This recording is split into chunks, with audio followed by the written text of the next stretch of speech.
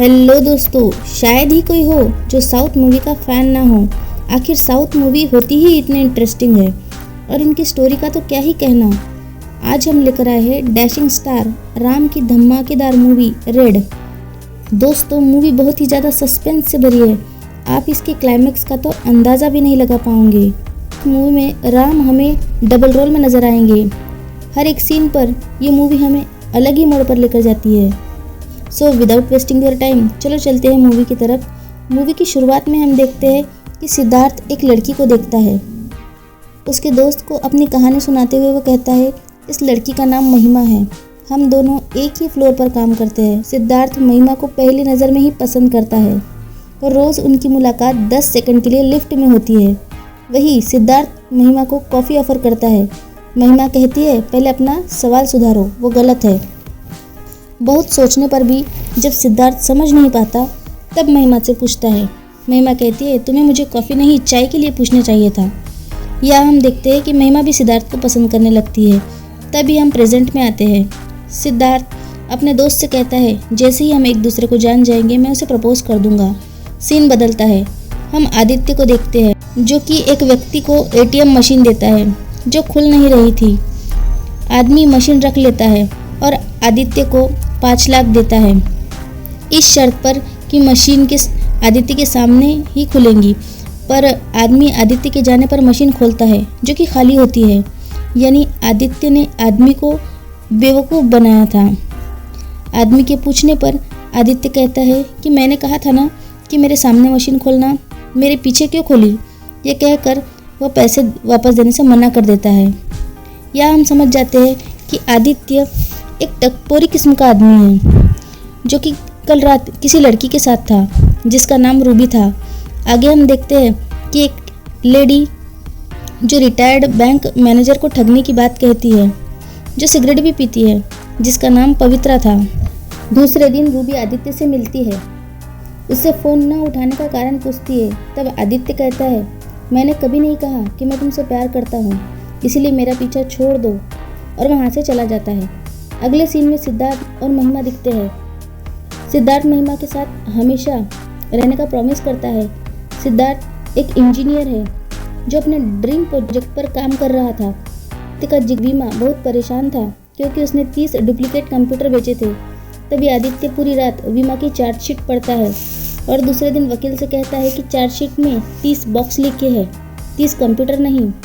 इसी बेस पर वीमा छूट जाएगा। वकील ऐसा ही करता है और वीमा छूट जाता है। वीमा खुश होकर आदित्य को पार्टी देता है और आदित्य की लॉ की समझ देख उसका एजुकेशन उससे पूछता है। आदित्य ने इंटर तक पढ़ाई की थी। तभी वीमा किसी बाबजी नामक व्यक्ति को 8 लाख देने का कहता है और शराब लेने के लिए जाता है। वहाँ पवित्रा भी थी। पवित्रा वीमा की रिहाई के बारे में पूछती है। तब वीमा कहता है कि आदित्य ने उसे बचाया। आदित्य को लॉ की बहुत ज़्यादा समझ है। पवित्रा कहती है उसे लॉ की समझ तो है पर उसे एक बुरी आदत भी है, वह जुआ खेलता है। पैसा होने पर वो जैसे पागल हो जाता है। तभी वीमा को याद आता है कि उसके पैसे आदित्य के पास है। वीमा भागते हुए आदित्य के पास जाता है तो उसे पता चलता है कि आदित्य पैसे जुए में हार गया। तभी वीमा और आदित्य बाबजी के पास जाकर बाबजी उसे 1 हफ्ते की मोहलत देता है और अब 9 लाख मांगता है। न देने पर वीमा को मार देने की धमकी देता है। आदित्य वीमा को दिलासा देकर कहता है कि मैं तुम्हें बचा लूँगा, तू टेंशन मत ले, बस एक डमी ATM बनाने वाली मशीन को फ़ोन कर। तभी वीमा आदित्य से कहता है कि ATM बनाने वाला 1 लाख रुपए मांग रहा है। तभी गायत्री नाम की लड़की आती है। आदित्य को वह 1 लाख रुपए देने वाली थी क्योंकि उसकी सास यानी आदित्य की माँ को 1.5 लाख रुपए इलाज के लिए चाहिए थे। दरअसल पवित्रा आंटी ने गायत्री को बेवकूफ़ बनाया था। गायत्री अपने लिए लड़का देख रही थी। पवित्रा ने आदित्य की फ़ोटो दिखाकर खुद को उसकी माँ बताया था। गायत्री वीमा को पैसे देने ही वाली थी। तभी गायत्री को पवित्रा आंटी का फ़ोन आता है। वही पास में ऑटो में उसे वो पैसे देने वाली। तभी आदित्य गायत्री को रोक लेता है और यह कहता है कि मैं देख लूँगा। गायत्री के जाने के बाद आदित्य पवित्रा को दोबारा ऐसा न करने की चेतावनी देता है। वही वीमा आदित्य के पैसे न लेने से चिढ़ता है। आदित्य कहता है गायत्री गरीब घर की लड़की थी और वो पैसे उसकी सेविंग्स थी। दूसरे सीन में हम देखते हैं महिमा ट्रिप पे जाने के बारे में सिद्धार्थ को बताती है। यहाँ हम देखते हैं कि महिमा सिद्धार्थ से जल्दी शादी करने का सोच रही थी। अगले सीन में दिखाई देता है कि महिमा अपनी फ्रेंड की शादी में 15 दिन के लिए जाने वाली थी। वही गायत्री को पवित्रा की धोखाधड़ी वाली बात पता चल गई थी। बाबजी आदित्य को पैसे देने के लिए धमकी देता है और विमा को उठा लेता है। आदित्य विमा को दिलासा देता है। उधर हम देखते हैं कि सिद्धार्थ पार्टी करता है क्योंकि उसके सारे प्लाट कंस्ट्रक्शन से पहले ही बिक गए थे। उधर आदित्य अपने सारे दोस्तों से पैसे मांगता है पर कोई नहीं देता। तभी गायत्री अपनी माँ को सारी बात बताकर कहती है, आदित्य पवित्रा सब झूठ था, पर आदित्य वैसा नहीं है क्योंकि उसने पैसे नहीं लिए। दरअसल गायत्री आदित्य को पसंद करने लगी थी। तभी आदित्य आकर गायत्री से पैसे मांगता है, कहता है कि माँ की सर्जरी के लिए 1 लाख चाहिए और गायत्री आदित्य का सच जानते हुए भी उसे पैसे दे देती है। दूसरी तरफ हम देखते हैं कि सिद्धार्थ पार्टी से कहीं जा रहा था। दोस्त के पूछने पर वो कहता है कि मुझे सुबह जल्दी लैंड रजिस्ट्रेशन के लिए जाना है। वही हम येलो कोट पहने एक आदमी को देखते हैं। ये सिद्धार्थ है, ये आदित्य। ये तो कहानी के एंड में ही पता चलेगा, तो एंड तक बने रहिएगा। इस येलो कोट वाले ने आकाश को स्क्रू ड्राइवर से बेरहमी से मार दिया और सारे प्रूफ भी मिटा दिए, लेकिन खून का एक दाग दीवार पर पौधों के पीछे लगा होता है, जिसे पता चल सकता है कि खूनी कौन है, सिद्धार्थ या आदित्य। वही दूसरे दिन पुलिस इन्वेस्टिगेशन के लिए आती है। उन्हें पता चलता है कि आकाश की बॉडी से सभी सबूत मिटाने के लिए उसे बाथ टब में डाल दिया गया था। एसआई यामिनी और सीआई केस पर कुछ चर्चा करते हैं। सीआई एसआई यामिनी को केस जल्दी ही सॉल्व करने का इंस्ट्रक्शन देता है।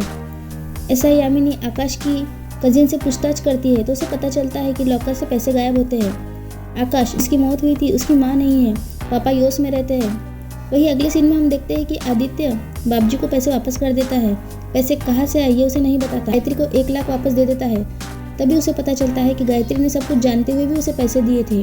वही पुलिस को पता चलता है कि आकाश का नेबर अपनी जीएफ के साथ एक पार्टी कर रहा था। उसमें उसने एक सेल्फी भी ली थी जिसमें आकाश के घर की बालकनी में खड़े शख्स का चेहरा भी आ जाता है। सेल्फी ठीक उसी वक्त की थी जब आकाश की मौत हुई थी।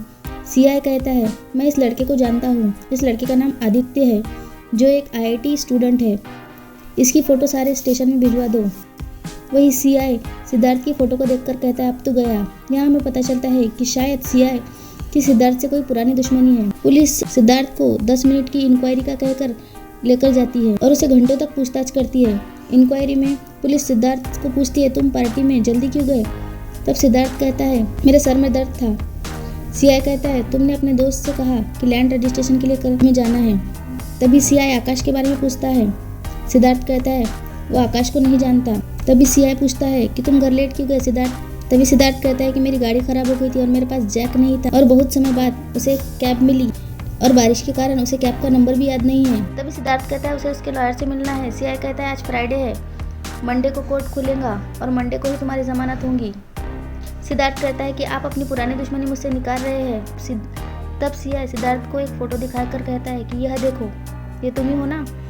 वही बाहर जाने पर हम देखते हैं कि सिद्धार्थ की तरह ही दिखने वाला उसका भाई आदित्य बाहर बैठा हुआ था, जो कि पूरी नशे में था। यामिनी को बड़ी ठरकी नज़रों से देखता है। पुलिस उसे मारना चाहती है पर वो पुलिस को सारे लॉ बताकर उल्टा पुलिस को ही जेल भेजने की धमकी देता है। हम देखते हैं कि सिद्धार्थ महिमा के बारे में पुलिस को बताता है, जो हमें शुरुआत में बताया गया था। महिमा अपने माँ बाप के अलगाव के कारण अकेली थी और सिद्धार्थ का साथ चाहती थी।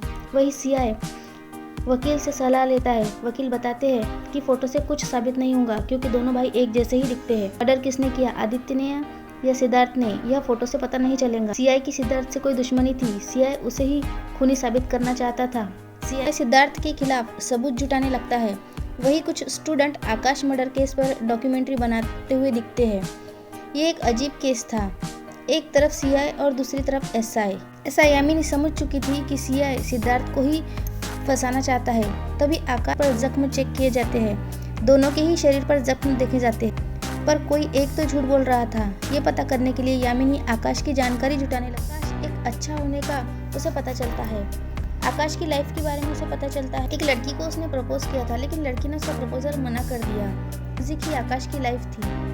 तभी आदित्य से पूछा जाता है कि वो कहाँ था, तो वो कहता है कि अपने दोस्त भीमा के साथ था।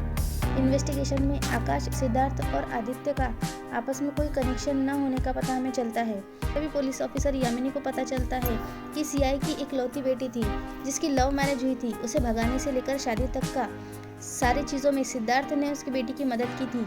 इसीलिए सीआई उससे नफरत करता था और उसे फंसाना चाहता था। तभी पुरुषोत्तम यामिनी को बताता है कि मर्डर स्पॉट पर मर्डर का हेयर सैंपल मिला है। लैब टेस्टिंग में पता चल जाएगा कि वो सिद्धार्थ है या आदित्य। तब सिद्धार्थ और आदित्य के सैंपल लिए जाते हैं। दोनों के सैंपल मैच हो गए। मतलब फिर वही सवाल था कि मर्डर कौन था, अभी भी पता नहीं चला। सिद्धार्थ जेल से भागने की कोशिश करता है, आदित्य उसे रोकता है।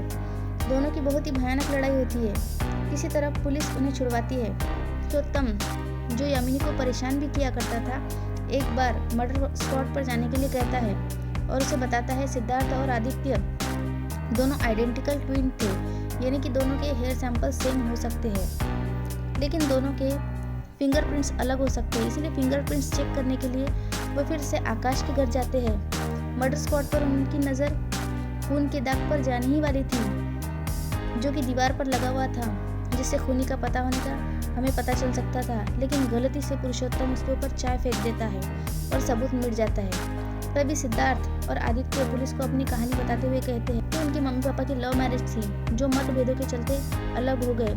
सिद्धार्थ पिता के पास और आदित्य अपनी माँ के पास रहने लगा। माँ जुआ भी खेलती थी, ऐसा आदित्य को पूछने पर आदित्य चिढ़ जाता है। आदित्य कहता है कि मेरी माँ यूनिवर्सल मेडलिस्ट थी, जॉब खुद चलकर उनके पास आई थी। उसकी माँ ज़रूरतमंदों की मदद भी करती थी। जब उसकी माँ जुआ खेलने में व्यस्त थी, तभी बचपन में आदित्य की तबीयत खराब हो जाती है और माँ उससे माफ़ी मांगती है और अपनी आदत छोड़ने का प्रॉमिस भी करती है। एक व्यक्ति आदित्य की माँ को घर छोड़ने के लिए आता है क्योंकि आदित्य की माँ बेहोश हो गई थी। आदित्य इस बात पर चिढ़ जाता है। दूसरे दिन माँ उसे समझाती है कि बेटा ऐसी कोई बात नहीं, प्लीज़ शाम को घर जल्दी आना। पर आदित्य जल्दी नहीं आता, देर रात को घर आता है। देर रात को घर लौटने पर वो अपनी माँ को फांसी पर लटका हुआ देखता है। यानी आदित्य ने झूठ बोला था। माँ की मौत जॉन्डिस से नहीं हुई थी, बल्कि उसकी माँ ने फांसी ली थी। माँ की मौत के बाद आदित्य पिता के साथ रहने लगा, जहाँ दोनों भाइयों की बनती नहीं थी। वही एक दिन आदित्य को जुआ खेलते देख उसके पिता उसे खूब पीटते हैं और माँ को भला बुरा कहते हैं। इस पर दोनों भाई दुश्मन की तरह लड़ते हैं। वही सिद्धार्थ बताता है पापा आदित्य को लॉ करवाना चाहते थे। सिद्धार्थ ने इंजीनियरिंग की, आदित्य ने लॉ किया क्योंकि उसे सिद्धार्थ को हराना था। पिता की मौत के बाद दोनों अलग हो गए, पर आदित्य सिद्धार्थ को फॉलो कर रहा था। सिद्धार्थ की वजह से ही उसने 6 लैंग्वेज सीखी थी, क्योंकि सिद्धार्थ को 3 लैंग्वेजेस आती थी। आदित्य सिद्धार्थ को बीट करना चाहता था। वही सिद्धार्थ महिमा को लक्की बताते हुए कहता है कि आदित्य को इससे जलन थी। वह लड़कियों को गलत नज़र से देखता था, सिद्धार्थ को परेशान करना चाहता था। एक दिन सिद्धार्थ को गलतफहमी होती है कि आदित्य ने महिमा को देने वाली रिंग चुरा ली है, पर वो माँ की फ़ोटो लेने के लिए आया था। गलतफहमी के कारण आदित्य को सिद्धार्थ पिटवाता है। इस पर आदित्य बहुत ज़्यादा गुस्सा होकर सिद्धार्थ को धमकी देता है। वही प्रेजेंट में हम देखते हैं सिद्धार्थ यामिनी को बताता है कि मर्डर वाले दिन वो सीआई की बेटी की मदद करने के लिए गया था, जो कि फाइनेंशियल प्रॉब्लम से गुजर रही थी। ये बात अगर वो सीआई को बताता तो ठीक नहीं होता, इसीलिए उसने सीआई को ये बात नहीं बताई। यामिनी जब यह फ़ोन कर पूछती है तो ये बात सच निकलती है। वही यामिनी आकाश के घर जाकर कार चेक करवाती है, वो भी बिना चाबी के ताला खोलकर। यामिनी को पता चलता है कि आदित्य ने धर्मा से पैसे लिए थे, पर सीआई ने यामिनी को नहीं बताया था।